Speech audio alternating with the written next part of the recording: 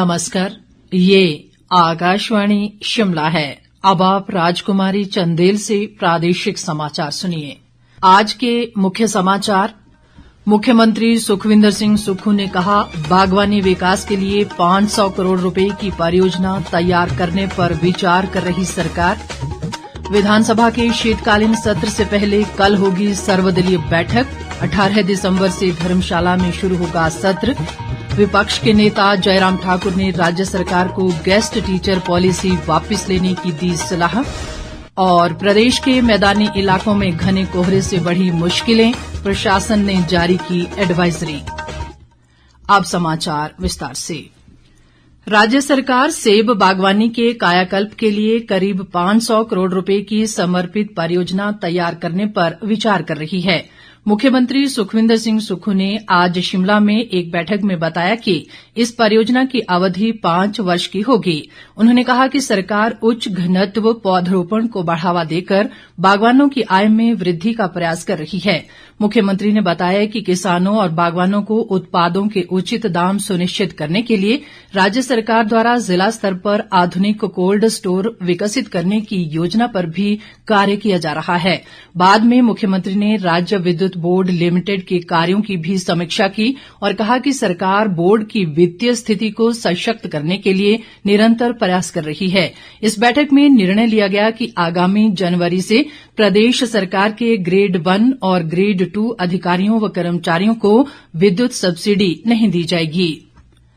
प्रदेश की 2 पंचायतों को विभिन्न क्षेत्रों में बेहतर कार्यों के लिए राष्ट्रीय पुरस्कार से नवाजा गया है। राष्ट्रपति द्रौपदी मुर्मू ने हाल ही में नई दिल्ली में हुए एक समारोह में इन पंचायतों को पुरस्कार देकर सम्मानित किया। इनमें शिमला जिले की थानाधार और हमीरपुर जिले की सिकंदर पंचायत शामिल है। अधिक ब्यौरे के साथ हमारे विशेष संवाददाता। शिमला जिले की थानाधार पंचायत ने सामाजिक सुरक्षा के क्षेत्र में 100% लक्ष्य हासिल किया है और इसके लिए पंचायत को 75 लाख रुपए के पुरस्कार से नवाजा गया है। इसके अलावा अन्य क्षेत्रों में भी बेहतर प्रदर्शन के लिए पंचायत को नानाजी देशमुख सर्वोत्तम पंचायत के पुरस्कार के रूप में 50 लाख रुपए की राशि मिली है। पंचायत प्रधान संदीप शरोल ने कहा कि ये पुरस्कार मिलना पूरे क्षेत्र व प्रदेश के लिए गौरव की बात है। हमें जो अभी प्राइज मिला है राष्ट्रीय स्तर पर, जो पंचायती राज में नॉर्थ हीमो में जो बेस्ट पंचायत होती है उसमें सोशली सिक्योर्ड विलेज पंचायत में हम नंबर 2 पर रहे हैं, जिसके लिए हमें 75 लाख रुपए मिले हैं। और दूसरा हमें नॉर्थ हीमो में जिन्होंने ओवरऑल अच्छा कार्य किया होता है उसमें हमें नानाजी देशमुख सर्वोत्तम पंचायत अवार्ड तीसरे स्थान का पुरस्कार मिला है, जिसकी राशि है 50 लाख रुपए। ये हमें राष्ट्रपति द्वारा प्राइज मिला था। सामाजिक सुरक्षा में जो हमें प्राइज मिला है उसमें आत्मनिर्भर बनाया जा रहा है पंचायत को, जिसमें सेल्फ हेल्प ग्रुप बहुत बढ़िया काम कर रहे हैं। साथ में हमारे जो ओल्ड एज पेंशन है, सामाजिक रूप से जिनको पेंशन लगनी थी वो हमने 100% अचीव किया हुआ है। कुछ ऐसी चीजों पर हम इन्वेस्ट करेंगे जिससे कि आने वाले टाइम में पंचायत की एक इनकम सोर्स भी बढ़ेगी और लोगों के लिए उस विकास का फायदा भी होगा। उधर हमीरपुर जिले की बमसन ब्लॉक की सिकंदर पंचायत ने जल संरक्षण की दिशा में उल्लेखनीय कार्य किया है और इस पंचायत को जल पर्याप्त पंचायत श्रेणी में दूसरे पुरस्कार के रूप में 75 लाख रुपए की राशि विकास कार्यों के लिए मिली है। पंचायत प्रधान पवन कुमार ने पुरस्कार मिलने पर खुशी जताई। हमारी ग्राम पंचायत सिकंदर को राष्ट्रीय पुरस्कार योजना के अंतर्गत वाटर सफिशिएंट पंचायत बनाने के लिए देश भर में हमने दूसरा स्थान प्राप्त किया है। देश की महामहिम राष्ट्रपति महोदय द्वारा यह पुरस्कार हमें दिया गया है, जिसमें 75 लाख रुपए की राशि पंचायत के विकास के लिए भी हमें पुरस्कार स्वरूप दी गई है। वाटर सफिशिएंट पंचायत बनाने के लिए हमने मनरेगा के माध्यम से लोगों के लिए रेन वाटर हार्वेस्टिंग टैंकों का निर्माण किया है और साथ ही साथ भूमिगत जल के सिंचन के लिए हमने खातरियों का भी निर्माण किया है। और जो हमारे परंपरागत स्रोत हैं, जैसे हमारे कुएं हैं, हमारे बावड़ियां हैं, वो हमने नए सिरे से नवीनीकरण करने का कार्य जो है वो पंचायत ने युद्ध स्तर पर शुरू किया है। और भूमिगत जल स्तर को बढ़ाने के लिए अमृत सरोवर जैसे महत्वपूर्ण विषय के ऊपर पंचायत में काम किया है। मैं इस पुरस्कार के लिए जहां अपने प्रदेश सरकार का व भारत सरकार का विशेष तौर पर मैं आभार व्यक्त करता हूं। थानाधार व सिकंदर पंचायत ने अपने बेहतर कार्यों के दम पर एक मिसाल कायम की है और प्रदेश की अन्य पंचायतों को भी इनसे प्रेरणा लेनी चाहिए। रितेश कपूर, आकाशवाणी समाचार, शिमला। विधानसभा का शीतकालीन सत्र 18 दिसंबर से धर्मशाला के समीप तपोवन में शुरू होने जा रहा है, जो 21 दिसंबर तक चलेगा। सत्र के सुचारू संचालन में सहयोग के लिए विधानसभा अध्यक्ष कुलदीप सिंह पठानिया ने सत्र से पहले कल धर्मशाला में सर्वदलीय बैठक बुलाई है। इस बीच विधानसभा अध्यक्ष ने आज तपोवन विधानसभा परिसर में शीतकालीन सत्र की तैयारियों का जायजा लिया। ताजा समाचारों के लिए आप हमारे Facebook page all India radio news Shimla, x handle @AIR News _ और YouTube channel AIR Shimla news पर लॉग इन कर सकते हैं। बाकी समाचार अंतराल के बाद। प्रादेशिक समाचार बुलेटिन में एक बार फिर आपका स्वागत है। बाकी समाचारों में विपक्ष के नेता जयराम ठाकुर ने प्रदेश सरकार को गेस्ट टीचर पॉलिसी को वापस लेने की सलाह दी है। एक बयान में उन्होंने कहा कि सरकार की ये पॉलिसी न केवल युवाओं बल्कि विद्यार्थियों के लिए भी घातक है। जयराम ठाकुर ने कहा कि मुख्यमंत्री भले ही इस पॉलिसी का गुणगान कर रहे हैं, लेकिन सच्चाई ये है कि ये पॉलिसी कांग्रेस सरकार द्वारा अब तक उठाए गए सभी जन विरोधी कदमों में से सबसे बड़ा कदम है। उन्होंने कहा कि केवल 2 वर्ष के कार्यकाल में ही प्रदेश के लोग विभिन्न मुद्दों को लेकर सड़कों पर हैं और ये हालात हिमाचल के लिए सही नहीं हैं।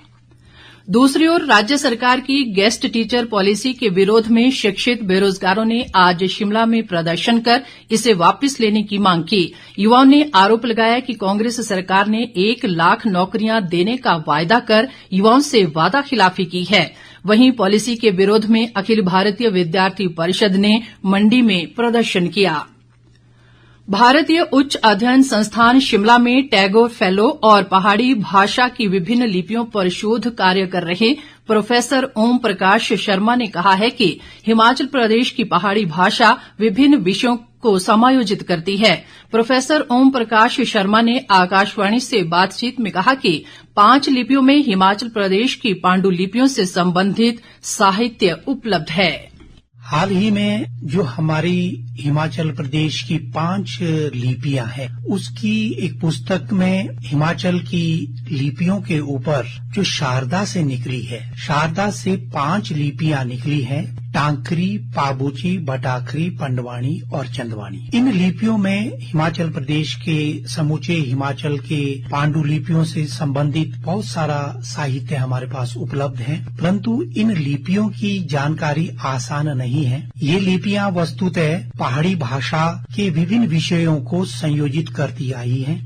प्रोफेसर ओम प्रकाश शर्मा के अनुसार हमारी पांडुलिपियां पहाड़ी भाषा में हैं, जिसमें हिमाचल के इतिहास का उल्लेख किया गया है। हिमाचल की जो 5 लिपियां हैं, टांकरी, इसके 6 स्वरूप हिमाचल में विद्यमान है। इस लिपि में विशेष रूप से जो हमारी टांकरी लिपि है, इसमें पांडुलिपियां भी छपी है, इसमें शासकीय आदेश भी छपे हुए हैं और इसमें बहुत सारे राजाओं महाराजाओं के जो एक दूसरे राजा को जो पत्र व्यवहार होता था, उसमें भी इस लिपि का प्रयोग होता आया है। और ये पांडुलिपि की महत्वपूर्ण लिपि हिमाचल में विद्यमान, जो हमारी विभिन्न बोलियां हैं, उन बोलियों में इनकी जानकारी उपलब्ध होती है।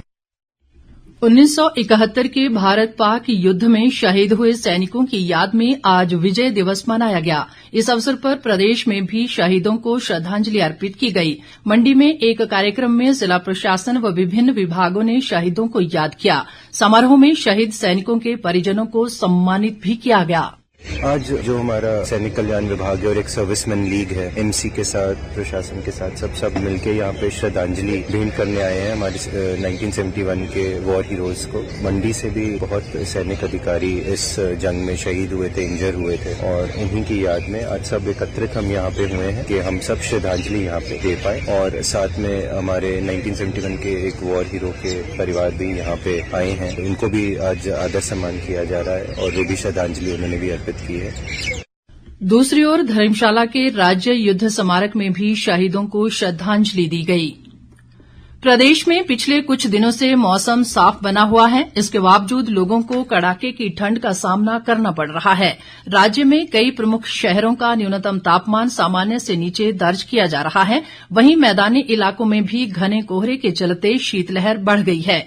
इसे देखते हुए ऊना जिला प्रशासन ने लोगों से स्वास्थ्य और सुरक्षा को लेकर जरूरी सावधानियां बरतने का आग्रह किया है।